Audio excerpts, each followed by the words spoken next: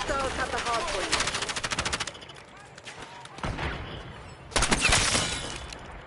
Dude just vanished. Hard point identified.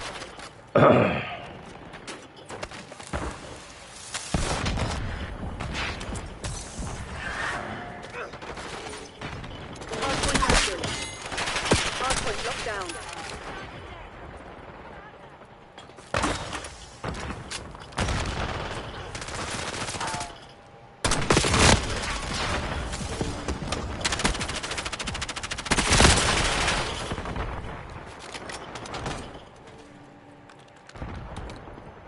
Hostiles have captured the hard point.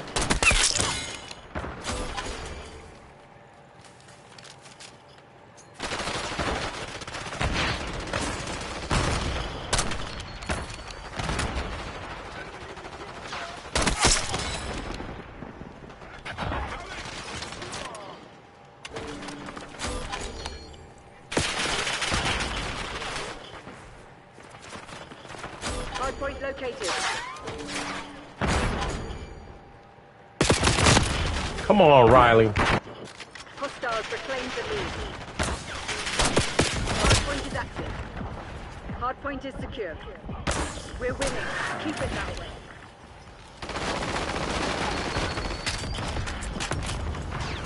What the hell?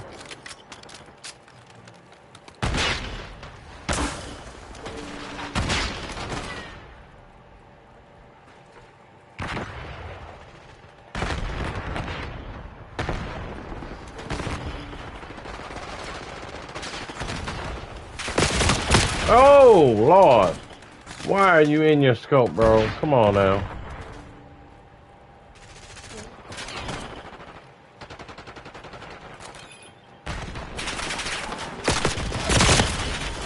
Damn. Hard point identified.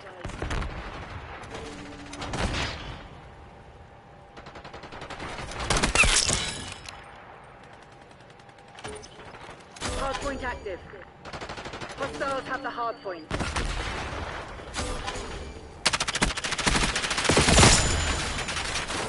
You better got you from over there. Okay.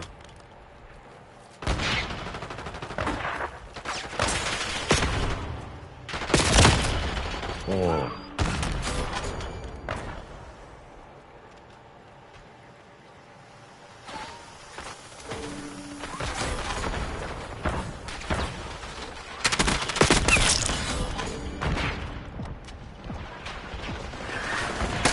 Lockdown.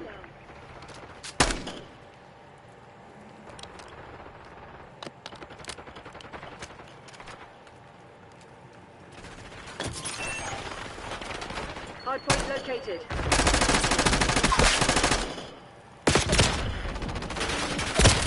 Come on. Hard point is active. Hard point is secure. Hostiles have captured the hard point. Gray requesting watchdog helo above.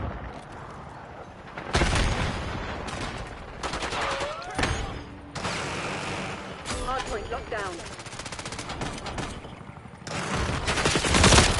Damn. RK tools up.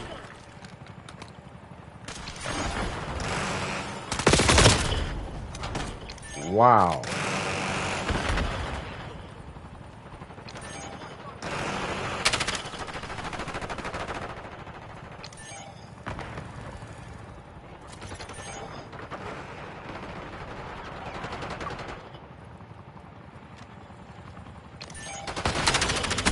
Identified.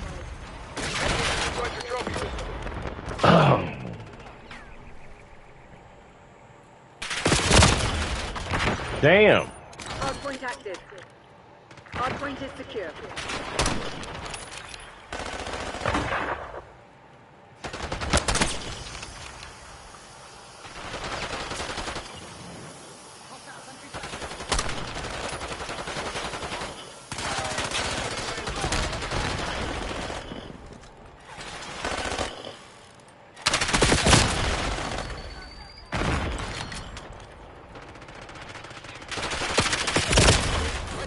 Come on, man.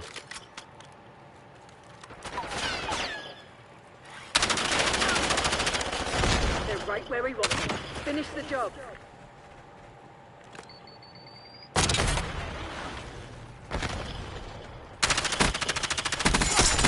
Hardpoint located.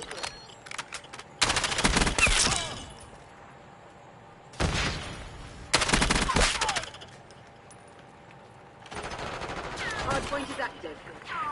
Hardpoint locked down. Hostiles have the hardpoint.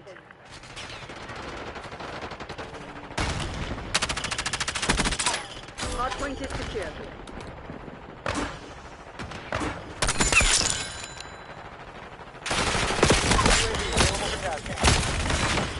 Oh. UAV established overhead.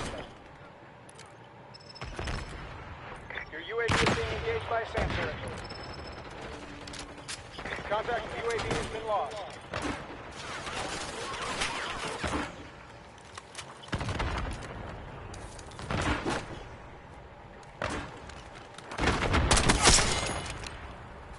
Enemy CUAV inbound. Hardpoint identified.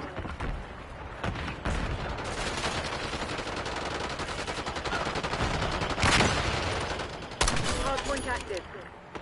Hostiles have captured the hardpoint.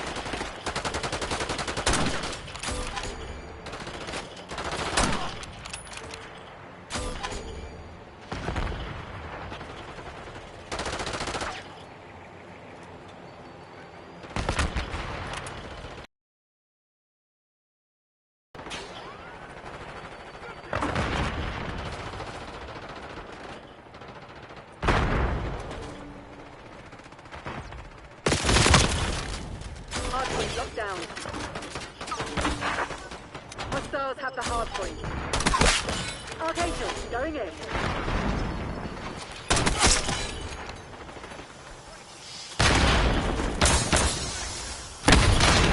Hardpoint located. Hardpoint is secure.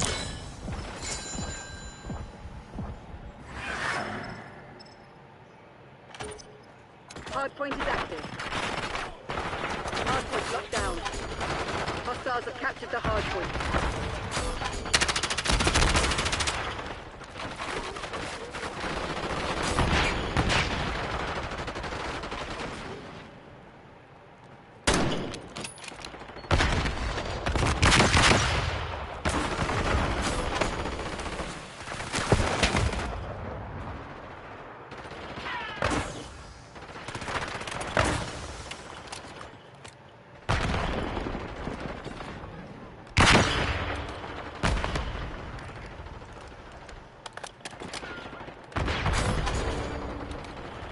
Hardpoint is secure.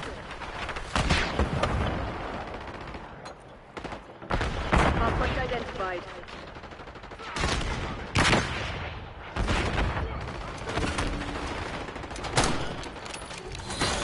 Mission goals agreed. Dispatching team to Los He could have got all of them in the damn garage.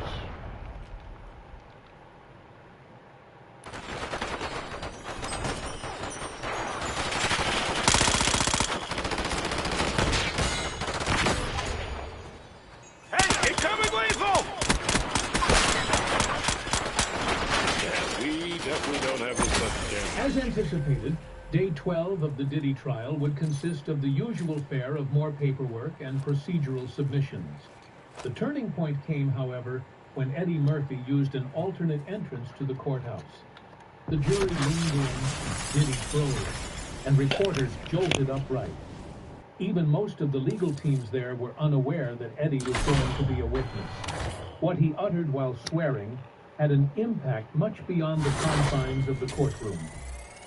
Eddie started by saying, "I've been quiet for decades, but after what I saw, I had to step away from Hollywood, and I've carried that weight ever since."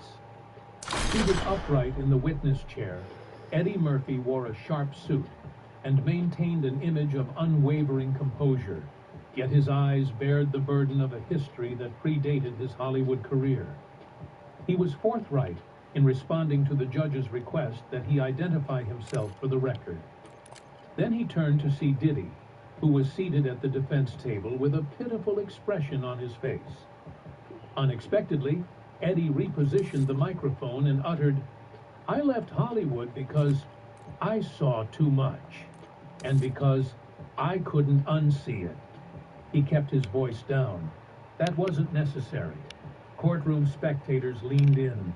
When Eddie first started telling his tale, he was in the midst of a professional renaissance in 2006. There has been an uptick in a number of high-profile proposals, including new studio deals and discussions about awards. According to him, there was an abundance of labor. The phone was ringing every day. I was being courted like I was in my 20s again. That is until a famous producer discreetly called one night with an invitation. According to him, a private house in the Hollywood Hills was the site of a meeting. Not a thing planned, just the type of gathering where connections are solidified and careers are launched. Curious yet wary, Murphy consented to go. He claimed to have known about these get-togethers for quite some time. All of Hollywood's A-listers have. The notorious Diddy networking events, where attendees were instructed to simply enjoy the experience, and phones were confiscated and photography was forbidden. "I thought it was business as usual," Eddie remarked. "Music, drinks, people posturing.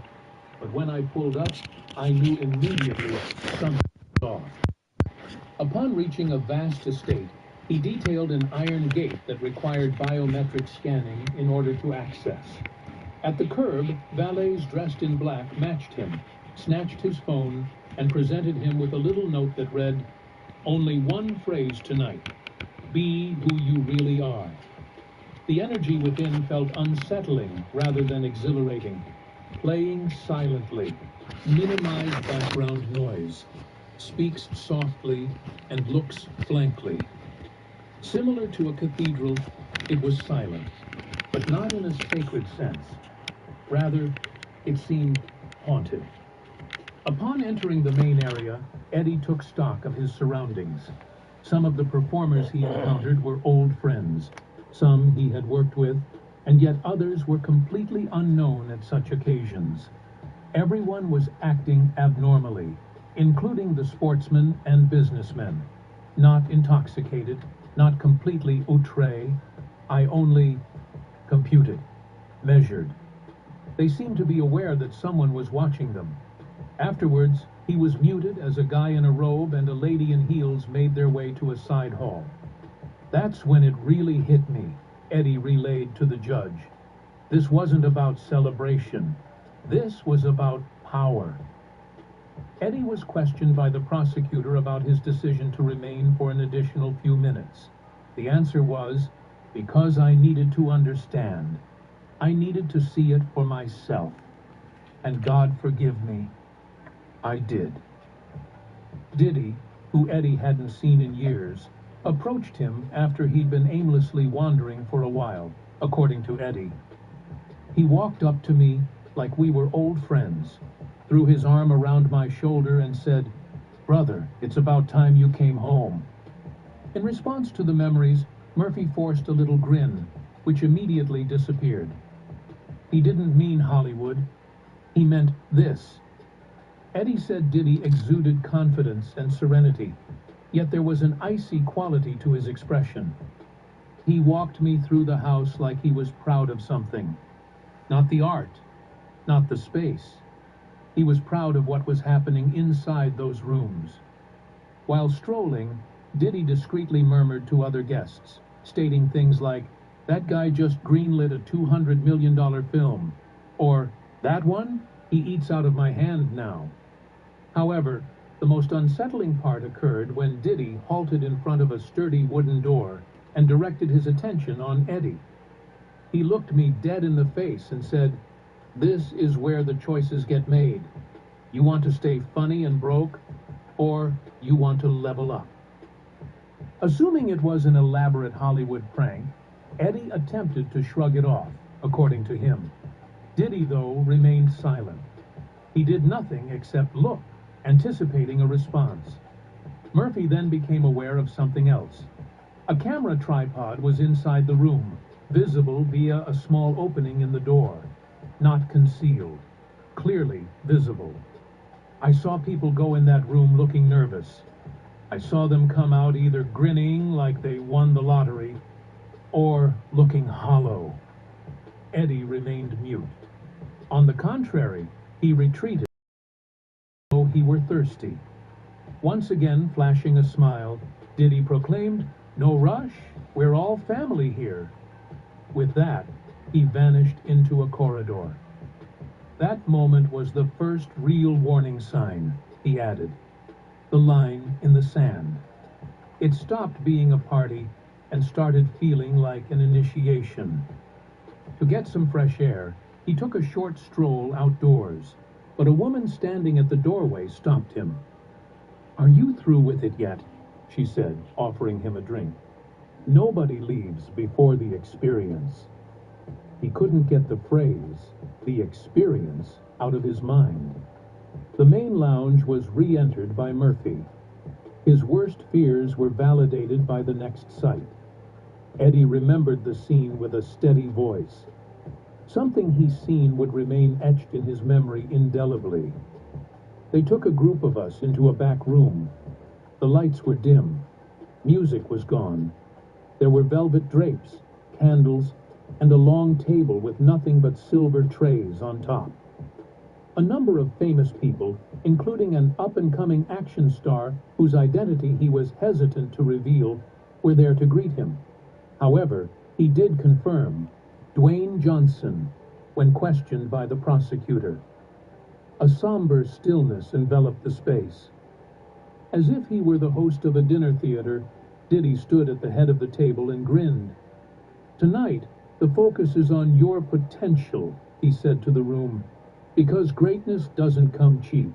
Y'all want to run Hollywood? Show me." Dwayne Johnson was presented with a tray. No problem. Finished or refined. A gloved guy removed the cover. Raw monkey brains are underneath it. Persistently pink. Not letting up yet. In an uncomfortable way, a few people in the room managed to giggle. Some of them averted their eyes. However, Diddy made it clear, saying, "Come on, Rock. You eat that. The role is yours." The following events were described by Eddie with a hint of crack in his voice. Dwayne was uncertain, perused the area. Subsequently, he executed it. I simply swallowed and continued on. A proud father's clap accompanied Diddy's. "That's exactly what I'm referring to," he said, his gaze sweeping over the whole guest list. "Who's next?" "I froze," Eddie claimed. "I felt sick. I looked for the door." However, Diddy subsequently approached and positioned himself before him. His words dripped with authority as he addressed Murphy. "You ready, preacher boy?" To which Murphy said, "I wasn't expecting this." And then Diddy muttered, "Then why are you here?" Eddie then proceeded to explain leaving that room while the court sat in stunned silence, strolling yet with intent. "I wasn't scared of what they'd do to me. I was scared of what they could do to others." Diddy said, "You'll be back when you're ready to really make it." As he departed, Uncle Eddie never came back. Additionally, his approach to working in Hollywood was forever changed. "I informed him I was a man of God," Eddie stated as he gradually adjusted his posture in the witness chair. "And I meant it. I told him I wasn't going to participate. I wasn't going to eat anything. I wasn't going to sign anything. And I sure wasn't going to lose my soul to fit into whatever circle that was." He glanced across at the jurors and waited. And that's when Diddy made it known. If you don't play the game plays you. After declining Diddy's offer to take part in the so-called experience, Murphy said he became a target, symbolically rather than physically. "The way he made fun of me," Eddie said while shook his head. He turned to the room and said, "Look at this church boy. He thinks Faith is going to book him a franchise." Laughing filled the room. Whether it was uneasy or forced laughing, but it was sufficient. When asked if he was humiliated, Eddie denied it. I was disgusted. I realized that the party wasn't about testing who was loyal. It was about finding out who was desperate. Something was going to change, Eddie stated, once he left the mansion that night. I didn't just walk out of a party. I walked out of Hollywood's inner chamber. The part nobody talks about. The one behind the velvet rope where favors are traded for silence and humiliation is currency. As time went on, things began to shift. An abrupt halt was placed on projects that had previously been approved. They recast the parts that were originally written for him. After 7 years, his agency suddenly stopped responding his calls. Someone who had before complimented his work allegedly said to a co-worker, "He's not aligned anymore." As he proceeded, Eddie maintained a fixed gaze forward. The question, aligned with what exactly, prompted his pursuit of clarification. That's what I kept asking. Aligned with Diddy? Aligned with monkey brains and candlelit rituals? His demeanor was composed and collected, devoid of anger. However, the underlying sadness was undeniable. They didn't need to fire me. They didn't need to cancel me. They just needed to not call me.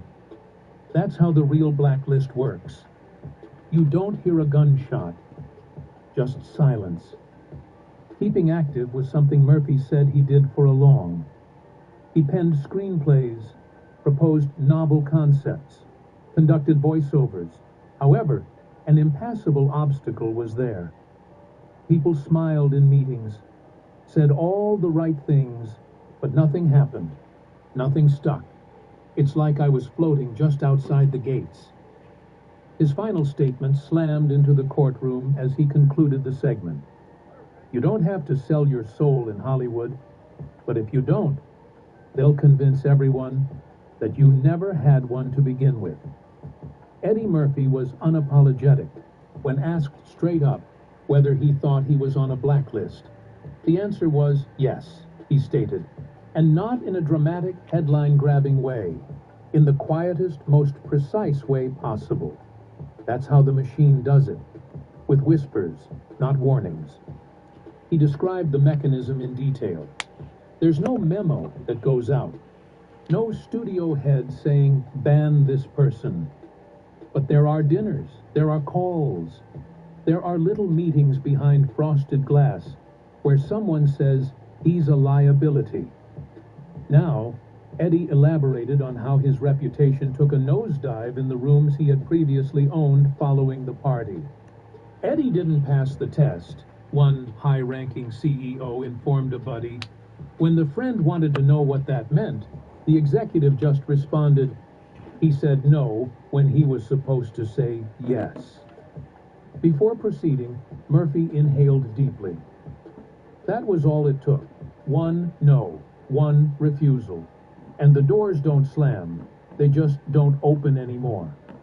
He reflected on how his squad started to thin down in the years that followed. Back when he was, producers started to distance themselves. Studio after studio that had requested him to meet with them suddenly said they were too busy or had budgetary restrictions. I watched the work disappear in slow motion, he pointed out. I'd submit pitches and get no reply.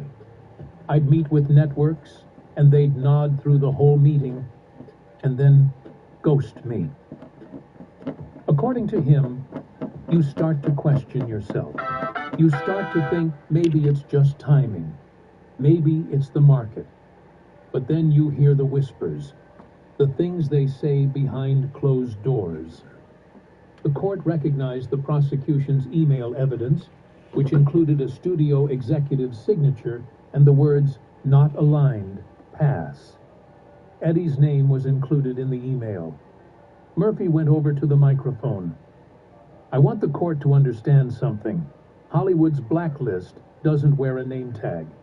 It wears a smile, and it shakes your hand while it erases you. He claimed that the machine saw him as tough and ungrateful because he refused to take part in the party rituals, and, even worse, because he decided to leave. I was tagged, he continued, not for causing harm, but for refusing to be harmed. Next, he struck a more profound chord. There are people whose careers vanished because they turned down the same parties, because they saw what I saw and didn't want to play along. And we act like it's coincidence. It's not. With a somber realism, Eddie concluded the part. Hollywood doesn't just make movies, it makes myths. And the biggest myth of all is that success is about talent. It's not. It's about compliance. The defense wasted no time in requesting a sidebar when Eddie revealed the most incriminating part of his evidence to Farr. Reverberating through the crowd, Eddie mentioned that there was a list. An unwritten one. Everyone in the industry knows about it. It's the people you don't criticize, the ones you don't question. Because if you do, you're gone. Courtroom tensions rose. The judge cautioned him against speculation. I nodded, Eddie. I'm not speculating, Your Honor. I lived it. He said again, Diddy's on that list. Tyler Perry's on that list. Oprah Winfrey, she helped write it. In their chairs, the jury members moved. The reporters pounded the keyboards. According to Eddie, this list was really more of a border than a document, beneath the surface, yet enforced with a chilling exactness. Once you speak against someone on that list, your name gets passed around in whispers, not because you did anything wrong, but because you talked. He pointed out, this is how Diddy stayed untouchable for so long. It wasn't just his lawyers. It wasn't just his money. It was the fear. Fear of what it would mean to speak his name in a negative light. Murphy asserted that Diddy was shielded from anybody who didn't show up to the events, since many had built their careers on his generosity. Tyler Perry was aware, Eddie remarked. So did others.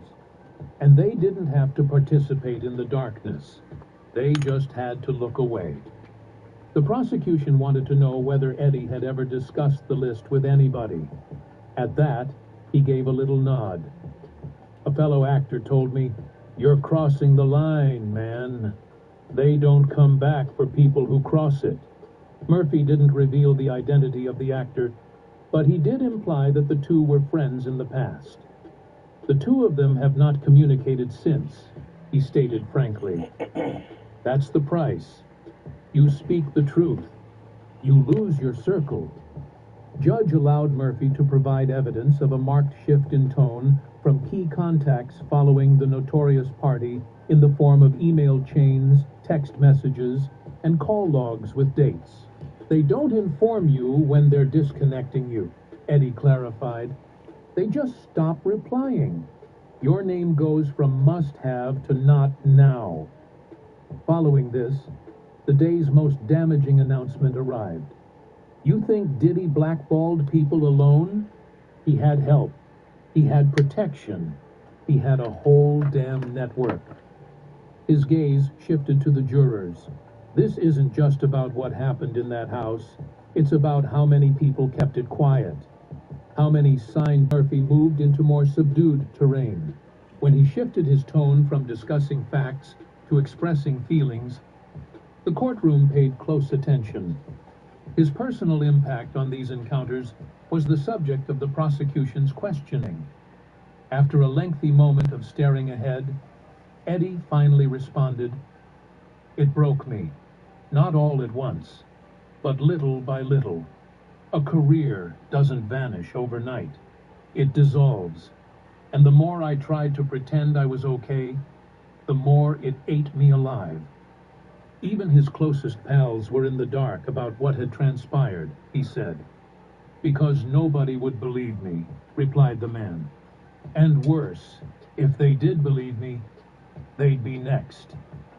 He spoke about times when he was completely silent. There were days where I didn't leave the house. I'd sit in the same chair replaying that night, not because of what was done to me, but because of what I saw done to others. The fear in their faces, the fake smiles, the people who thought they had no choice. Eddie started to rely on his family more and more. My kids saved me. I'd hear them laughing in another room, and it would bring me back, remind me of what was real, what mattered. Additionally, he relied on faith, not for the sake of exposure, but as a means of survival. I stopped asking God why. I started asking him when. When was I going to speak? When was the world going to listen? When would truth mean more than money? There was complete silence in the courtroom. It was disclosed that Eddie sought treatment, spiritual guidance as well. He needed assistance in overcoming the shame of abandoning people while he walked away. I kept wondering, should I have done more? Should I have pulled someone out of that house with me? With a moment, he spoke, gave Diddy a look. But I realize now, the most dangerous thing I could have done was stay silent. And I stayed silent for too long. His lack of published works and exposure in media outlets was questioned by the prosecution, and Eddie grinned sourly. Because the people who own the microphones are the same people who own the secrets. He closed the piece with an incredibly relatable statement. I lost the spotlight, but I found my peace. And honestly, that was the first real role I ever played. A man finally free of the lie. The prosecutor moved at a leisurely pace. Mr. Murphy, why now? Why speak today after all this time? Eddie sighed. The mystery lingered like smoke in the room. Because the walls are finally falling, he informed us. For the first time, I'm not the only one saying it. For the first time, the world is listening. He claimed that something changed inside of him the moment he witnessed Cassie Ventura on the stand and heard her voice quiver as she recounted the atrocities she had suffered. After then, Monique took the stand, her testimony a mixture of years of suffering, transcripts, and receipts. Next came the resurrected Prince recording, a guy who had been deceased for a long time, but whose warnings had been unpopular during his lifetime. After giving it some thought, Eddie decided he couldn't sit out this time. Not again, not while the blood was still wet on the floor. He said that for a long time, he was paralyzed with dread, both of reprisal and of losing his job, insecurity at the potential distortion of his truth. I saw what happened to people who spoke out. They weren't just canceled, they were erased. But the stillness was now completely broken. Everything had altered after the trial. Eddie warned the jurors that a chain reaction was taking place. And I'd rather be the next one to fall for the truth than sit on the sidelines protecting a lie. He detailed how the public's perspective changed, not due to headlines, but because of the statements made on oath, as he witnessed Diddy shout in court and the defenses fall apart. I don't need a book deal. I don't need redemption. I need peace. And peace only comes when the truth is louder than the lie. He went on to say that his kids were older now and had lately asked him why he had quit performing. And I couldn't look them in the eye and say, because I got tired, because that wasn't true. I stopped because I wasn't willing to lose myself to gain a career. His gaze shifted to the jurors. I'm not doing this to bring Diddy down. I'm doing this so nobody ever has to be built up by him again. The judge announced a short break. Dozens of his fellow jurors came to their feet in respect, as Eddie did.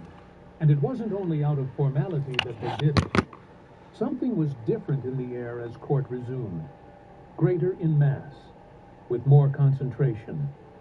I think we can all agree that Eddie's stand-up stint is coming to a close. However, his last twist was completely unexpected. One more question was posed by the prosecutor. In your opinion, Mr. Murphy, what's the most important thing the jury and the public should take from your testimony today? For a considerable amount of time, Eddie held his breath. Additionally, they leaned closer to the microphone. That Hollywood doesn't run on talent. It runs on submission. A drop of a pin could be heard. Eddie continued. It rewards obedience, not integrity. And the minute you stop nodding, stop pretending, you find yourself on the outside looking in. His words were, what happened at Diddy's parties wasn't some isolated pocket of chaos. It was a system, a well-oiled, intentionally hidden engine that ran on fear, favors, and forced silence. I saw good people turn into puppets. I saw grown men eat monkey brains just to get on a casting sheet. And the ones who laughed the loudest, they were the ones pulling the strings. After that, he fixed his gaze on the defense table. This man didn't build an empire. He built a trap. And too many of us walked right into it, thinking we were climbing stairs. Eddie turned his gaze back to the jurors. I could have said something sooner. I should have. But I'm saying it now, because what's done in the dark is coming to light. And y'all are the first ones to see it, without blinking. The next statement was the one that went viral even before the court session ended. Don't protect the pretty lie. Let the truth be ugly. Get up, he said. The court honored him. Empty courtroom. Diddy, who was clearly distressed, remained silent. Former comic superstar Eddie Murphy has just given his most solemn testimony to date. As a result, he could have altered the course of events.